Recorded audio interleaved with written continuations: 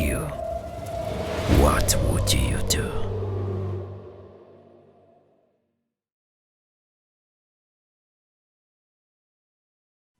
If you want to know exactly what Israel is thinking in regard to the conflict that finds itself engulfed at the present time, all you have to do is listen to 15 words from this week's Torah portion, and you'll understand Israel's thinking.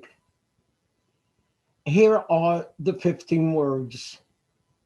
Yivarechecha Hashem v'yishmerecha, Ya'er Hashem panav elecha v'yichuneka, Yisa Hashem panav elecha v'yasem lecha shalom. May the Lord bless you and keep you.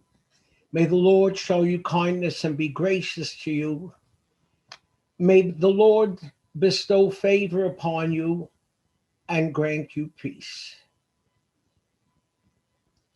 That, in a nutshell, says it all. What do I mean? On the concluding phrase of that famous priestly blessing, may the Lord grant you peace, the Medrash adds the strange words, peace when you enter, peace when you leave, and peace with every man. What does that mean? Explains the 19th century Hasidic mystic Ksav Sofer.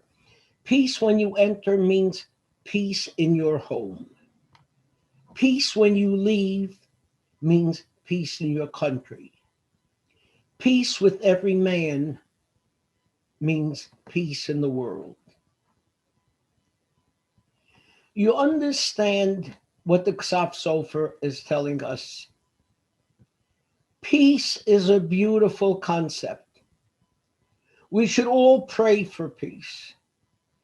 But before we strive for peace in the world, your first obligation is to make sure your home is safe. There can never be world peace if your home is under attack. Before you get to the global issue of universal peace, you must feel peace and security in your own home. Within 3 days last week, when the conflict with the Palestinians exploded, the New York Times had the following op-ed articles. One was by Nicholas Kristof called "The U.S. Should Condition Aid to Israel on Reducing Conflict."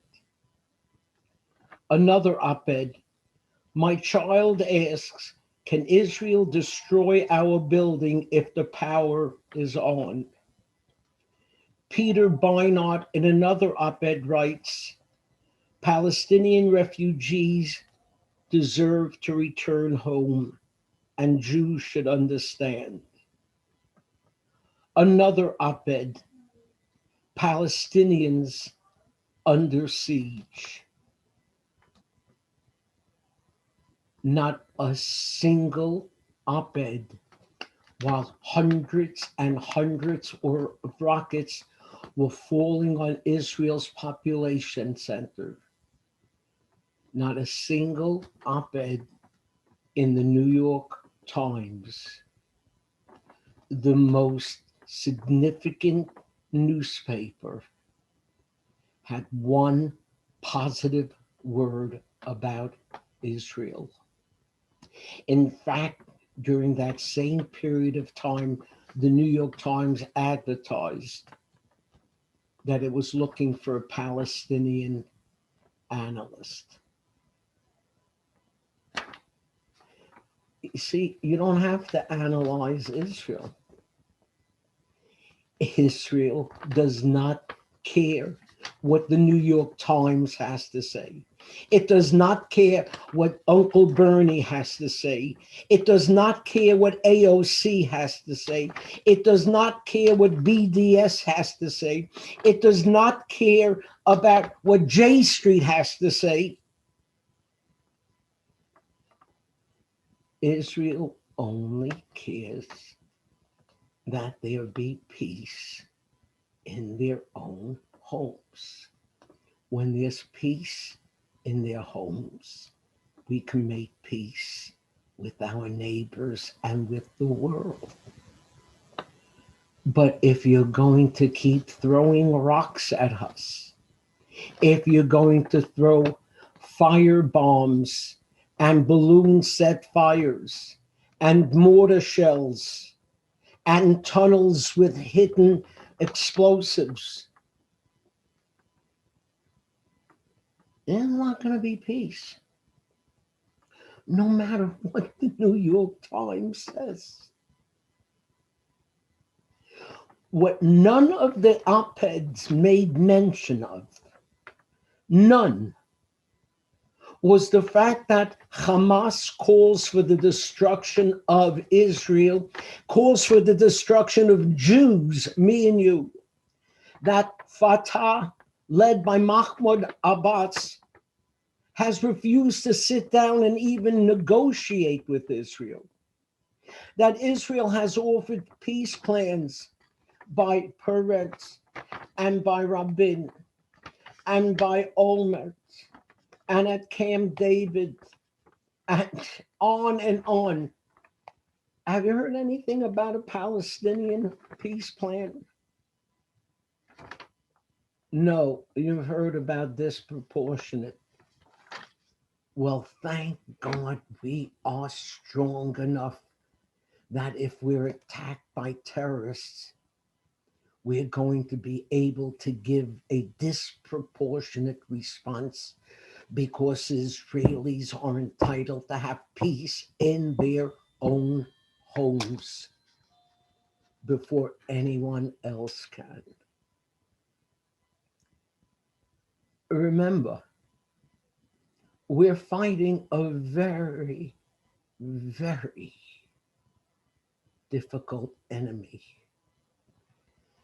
The Palestinians are not a people who are being led by a Nelson Mandela, by a Martin Luther King, or a Mahatma Gandhi. They're being led by ongoing murderers. And as long as that's the case, Israel will do anything and everything to make sure its people find peace in their homes. Does this mean there'll never be peace? No. We Jews always hope for peace. We have a prayer for peace. We say at the end of the silent Amida and the Birkat Hamazon, Oseh Shalom b'mrumav hu ya'aseh shalom aleinu v'al kol Yisrael v'imru amen. May he who makes peace in the heavens above make peace for us in all Israel. What does it mean, peace in the heavens above? In the heavens above, there's fire and water, which can destroy each other. But just as they have learned to get along, someday Israel and the Palestinians will as well. Until then, us, the Jewish people, may the Lord bless us and keep us. May he cause his face to shine upon us and be gracious unto us. May the Lord lift up his face unto us, v'yasem lecha shalom, and grant us peace in our homes, peace with our neighbors, peace the world over. Shabbat shalom.